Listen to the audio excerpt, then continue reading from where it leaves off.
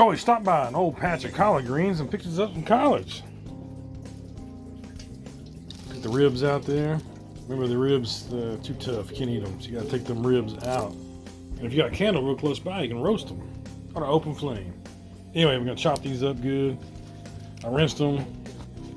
I don't feel any more sand, but we might rinse them one more time and get started on some collards for tonight. I think Mr. Chef's gonna make a Cornish game hen, so yeah, let's do this.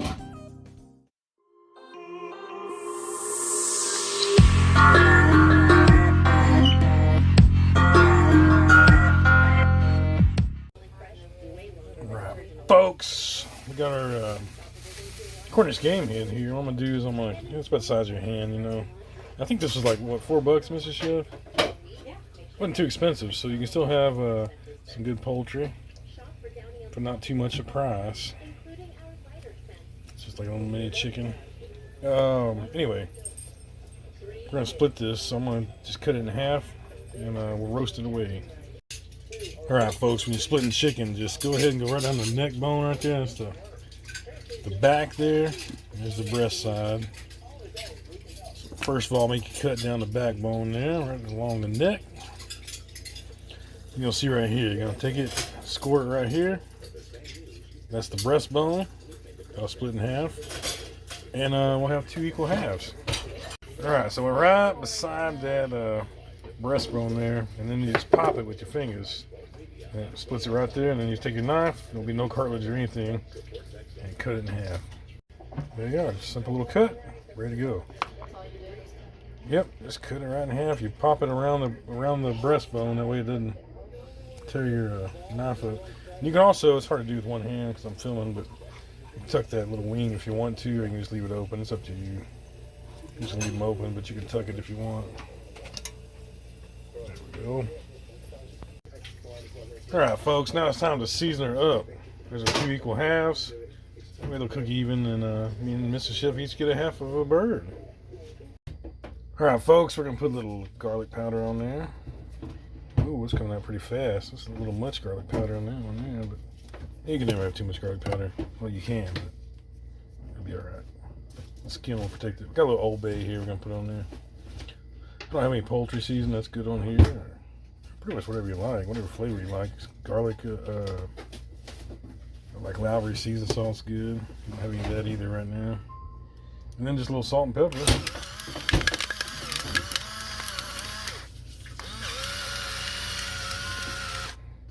Then we'll flip them over and do the other side. Alrighty, folks, them looking and smelling delicious. That Old Bay makes it smell good. Alright. Throw these in the oven. We'll put them on about 450. I'm going to get them on a nice hot oven. Alright, folks, we got the wok out for these collards. And put a little olive oil in there. We're going to render some bacon off, and quite a bit. Collards are great for you until you add about 6 to 8 ounces of bacon and half an onion. Alright, we're going to start off with the bacon. The bacon gets about halfway cooked, then we'll add the onions in. Otherwise, it'll burn the onions up, waiting for this to render the fat out of there. Now, when you're making this at home, all you got to do is let your bacon get about halfway there. And the beauty of it is you can use whatever flavor bacon you like, except for that nasty-ass maple shit. Don't ever use that stuff. This is hickory, but you can use applewood or whatever kind of smoke you like and whatever quality you like. This is like a mid-tier. It ain't a high quality, it ain't low quality. It's like a mid, like everyday bacon. And yeah, got a lot of meat on it. Looking pretty good. All right, so our bacon's about halfway rendered. We're gonna go ahead and add our onions.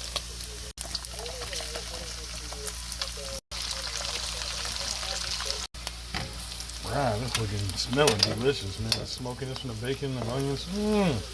Now we're getting close to adding our garlic in here. I'm going to throw a little chopped garlic in here.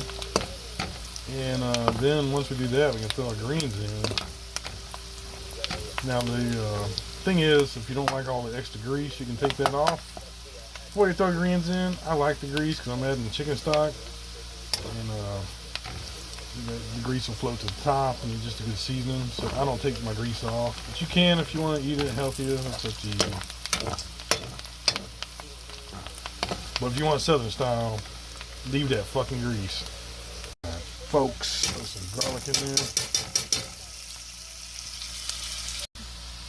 Ooh, folks, look at that smell. Get you a smell of that. That smells good. That garlic and onion in there. See, your onions are starting to fry a little bit. So it's time to add the collards in right now. There we go. Listen to them collards fry. Fry like bacon, you little collard greens. Fry like freshman piggies. Get all up in the motherfucker. Damn, that smells good. So, folks, I kind of take the month of January off from filming as much because I need a break from all this shit. Been working all those crazy holiday parties and just some downtime. I've been working on the house a lot. I'll be dropping some more videos on that coming up. But taking a little YouTube break. Usually January is my slow month of not doing much YouTubing. Kind of got to do that. Otherwise, it feels like a job. I got enough jobs to have YouTube as a job. Hell, they don't pay enough. Alright.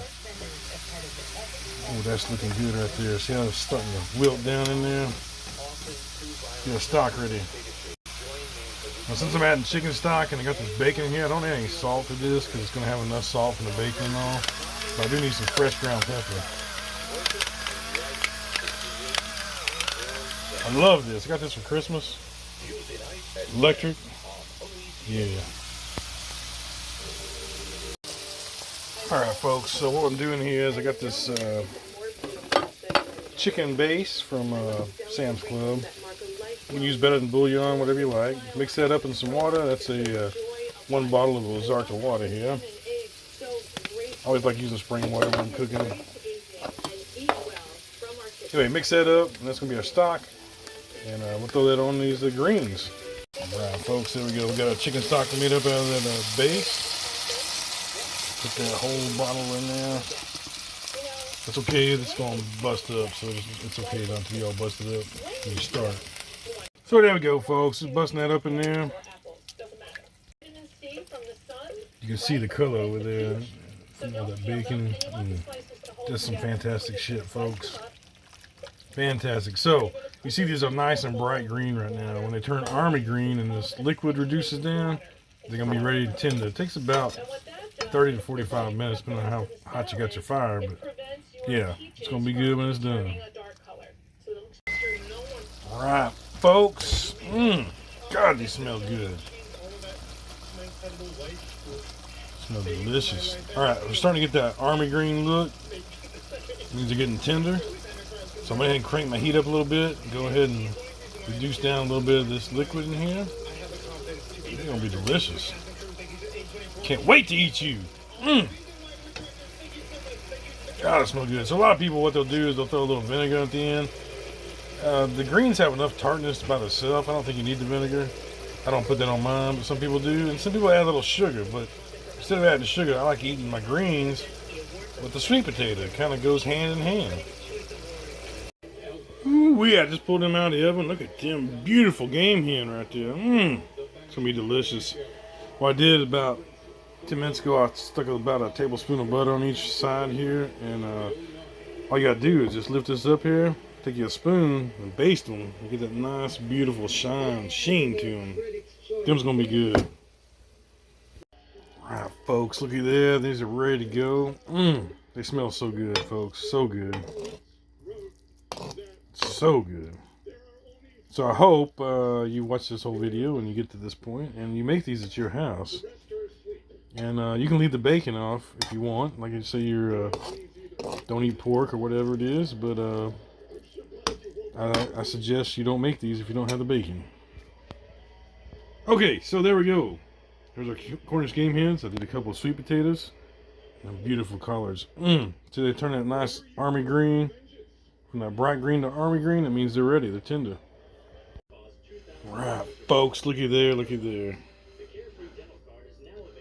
Got the beautiful colors. Got half of that damn yard bird on there, and I put a little bit of butter and a little more of that seasoning on there, the Old Bay. And this needs some pepper. Let's put some pepper on it. There we go. That's looking more righteous.